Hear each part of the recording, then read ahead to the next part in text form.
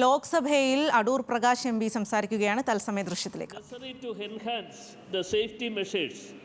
And deploy the permanent rescue operation team in Mudilappally. Sir, around 25,000 fishermen from the region depend upon the Mudilappally harbour for their livelihood. Immediate measures are required to find out a permanent solution to avoid their tragedies. I request the Union Government to implement a special project for ensuring safety of this harbour. Thank you, sir. माननीय Shri DM Kathir जी.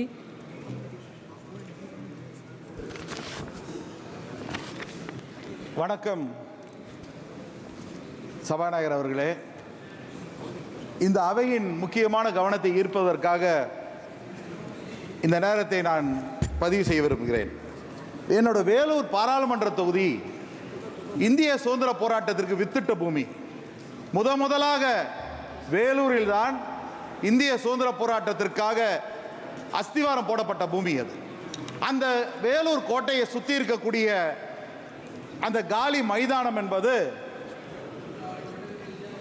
மகாத்மா காந்தியடிகள் உட்பட ஜவஹர்லால் நேரு அவர்கள், കാമരാജർ അവர்கள் നടപടികൾ പുരോഗമിക്കുകയാണ്.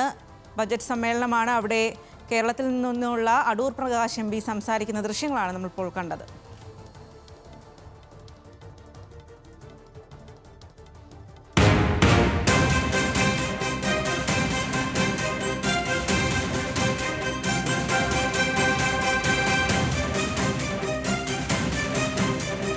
NEET ചോദ്യപേപ്പർ ചോർച്ച ഉയർത്തി പാർലമെന്റിൽ പ്രതിപക്ഷ ബഹളം. ഇന്ത്യയിലെ പരീക്ഷാ സമ്പ്രദായത്തിലെ വിശ്വാസ്യത നഷ്ടമായെന്ന് രാഹുൽ ഗാന്ധി. പണമുണ്ടെങ്കിൽ പരീക്ഷകൾ കടമ്പകളല്ലെന്നും രാഹുൽ ഗാന്ധി. ചോദ്യപേപ്പർ ചോർച്ചയുടെ അടിസ്ഥാനത്തിൽ ധർമ്മേന്ദ്ര പ്രധാൻ രാജിവെക്കണമെന്നും ആവശ്യം. Millions of students in this country who are extremely concerned at what is going on and who are convinced that the Indian examination system is a fraud. That is what is at stake here. Millions of people believe that if you are rich and if you have money, you can buy the Indian examination system.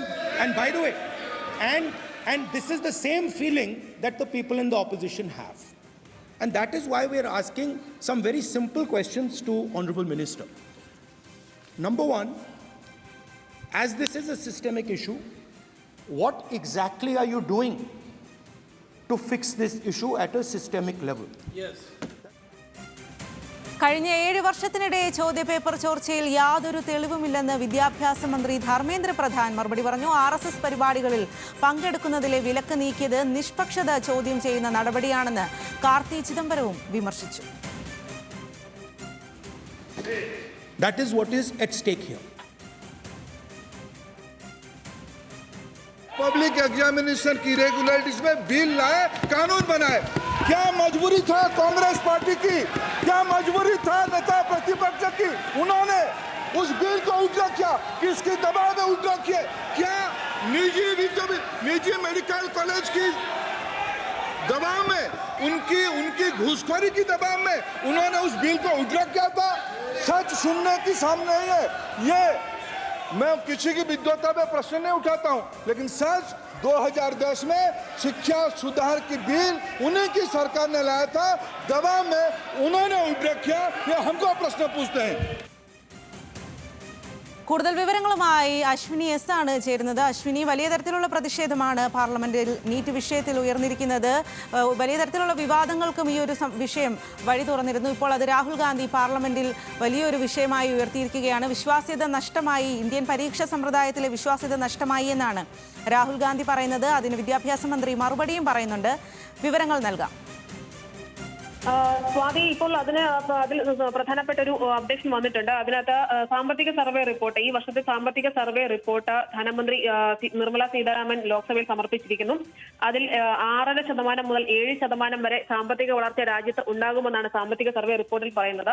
ഇത് RBI മുൻകൂട്ടി പ്രവചിച്ച, അല്ലെങ്കിൽ RBI പ്രവചിച്ച സാമ്പത്തിക വളർച്ചയേക്കാൾ കുറഞ്ഞ നിരക്കാണ് ഇതെന്നുള്ളതാണ് ഇതിൽ ശ്രദ്ധേയം. അത് പുറമെ തന്നെ തൊഴിലില്ലായ്മ കുറയുമെന്ന് സാമ്പത്തിക സർവേയിൽ പ്രവചിക്കുന്നുണ്ടെങ്കിൽ പോലും അമേരിക്കയിലെയും യൂറോപ്പിലെയും രാഷ്ട്രീയ മാറ്റങ്ങൾ ഇതിൽ നിർണായക ഘടകമാകുമെന്നും ഈ സർവേ റിപ്പോർട്ടിൽ പറയുന്നുണ്ട്. പ്രതിസന്ധികളുണ്ടെങ്കിലും ഇന്ത്യക്ക് ശുഭകരമായ സ്ഥിതിയാണ് ഉള്ളതെന്ന് സർവേ റിപ്പോർട്ടിൽ എടുത്തു പറയുന്നുണ്ട്. ഈ സാമ്പത്തിക സർവേ റിപ്പോർട്ടിന്മേലുള്ള ചർച്ചകൾ പാർലമെന്റിൽ അല്പസമയത്തിനകം നടക്കും എന്നാണ് നമുക്ക് മനസ്സിലാക്കുന്നത്.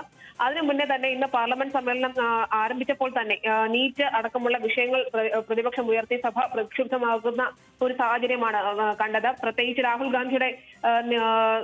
ഗാന്ധി തന്നെയായിരുന്നു ഇത്തരത്തിലൊരു കടന്നാക്രമണം കേന്ദ്ര സർക്കാരിനെതിരെ നടത്തിയത്. സഭ സമ്മേളിച്ച ഉടൻ തന്നെ നീറ്റ് ചോദ്യപേപ്പർ, നീറ്റ് മാത്രമല്ല UPSCയിലെ പരീക്ഷയിലെ ക്രമക്കേടുകളടക്കം പൂജ ഖേത്കറുടെ വിഷയങ്ങളടക്കം ഉയർത്തിയുള്ള ആക്രമണം അല്ലെങ്കിൽ അത്തരത്തിലുള്ള ആരോപണങ്ങളാണ് രാഹുൽ ഗാന്ധി ഉന്നയിച്ചത്.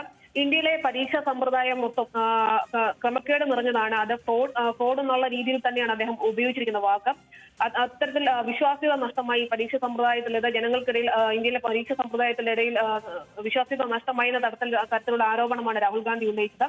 എന്നാൽ കഴിഞ്ഞ 7 വർഷമായി NTA അതായത് നാഷണൽ ടെസ്റ്റിംഗ് ഏജൻസി പരീക്ഷകൾ നടത്തുന്നുണ്ടെന്നും ഇതുവരെയും പരീക്ഷാ ചോർച്ച അല്ലെങ്കിൽ ചോദ്യപേപ്പർ ചോർച്ച ഇതുവരെയും സ്ഥിരീകരിച്ചിട്ടില്ല, അല്ലെങ്കിൽ അത്തരത്തിലുള്ള അതിനുള്ള തെളിവുകൾ ഇതുവരെ ലഭിച്ചിട്ടില്ല എന്ന തരത്തിലുള്ള മറുപടിയാണ് ധർമ്മേന്ദ്ര പ്രധാൻ, വിദ്യാഭ്യാസ മന്ത്രി കൂടിയായ ധർമ്മേന്ദ്ര പ്രധാൻ നൽകിയത്. 240-ലേറെ പരീക്ഷകളാണ് NTA നടത്തിയത്. ഇതിലൊന്നും തന്നെ ചോദ്യപേപ്പർ ചോർച്ച അല്ലെങ്കിൽ അത്തരത്തിലുള്ള ക്രമക്കേടുകളൊന്നും തെളിയിക്കാനായിട്ടില്ല എന്ന് ധർമ്മേന്ദ്ര പ്രധാൻ പറയുകയും ചെയ്തു. അതുപോലെ തന്നെ കോൺഗ്രസിന്റെ സർക്കാരുകളിൽ ഉണ്ടായ ചോദ്യപേപ്പർ ചോർച്ച അടക്കം ഉയർത്തിയുള്ള മറുപടിയും ധർമ്മേന്ദ്ര പ്രധാൻ നൽകി. പ്രത്യേകിച്ച് രാജസ്ഥാനിൽ ഗെഹ്ലോട്ട് സർക്കാർ അധികാരത്തിലിരുന്ന സമയത്തുണ്ടായ ചോദ്യപേപ്പർ ചോർച്ചയടക്കം ഇത്തരത്തിൽ പ്രസ്താവിക്കപ്പെടുകയും ചെയ്തിരുന്നു. ഇതിനിടയിലാണ് ഈ മാസം ജൂലൈയിൽ ഇറക്കിയ ഒരു ഉത്തരവ് ഇത്തരത്തിൽ പ്രതിപക്ഷ ബഹളത്തിന് അല്ലെങ്കിൽ വിവാദത്തിലേക്ക് തിരികൊളുത്തിയത്. അതായത് RSS പരിപാടികളിൽ നിന്ന് കേന്ദ്ര സർക്കാർ ജീവനക്കാരെ പങ്കെടുക്കുന്നതിൽ നിന്ന് വിലക്കിക്കൊണ്ടുള്ള ഉത്തരവ് അത് പിൻവലിച്ചിരിക്കുന്നു, അല്ലെങ്കിൽ അത്തരത്തിലുള്ള നിരോധനം നീക്കിക്കൊണ്ടുള്ള ഒരു ഉത്തരവ് 9-ാം തീയതി ഇറങ്ങിയിരുന്നു.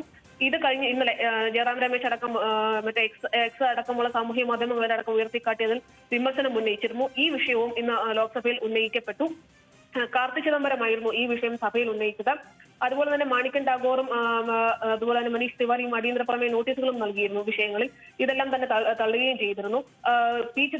കാർത്തി ചിദംബരം പറഞ്ഞത് ഈ വിഷയം അതായത് ഇത്തരത്തിലുള്ള ഒരു ഉത്തരവ് അത് ജനാധിപത്യത്തിൽ നിഷ്പക്ഷത ചോദ്യം ചെയ്യപ്പെടുകയാണ് ഇത്തരത്തിലുള്ള ഉത്തരവിലൂടെ എന്നാണ് കാർത്തി ചിദംബരം പറഞ്ഞത്.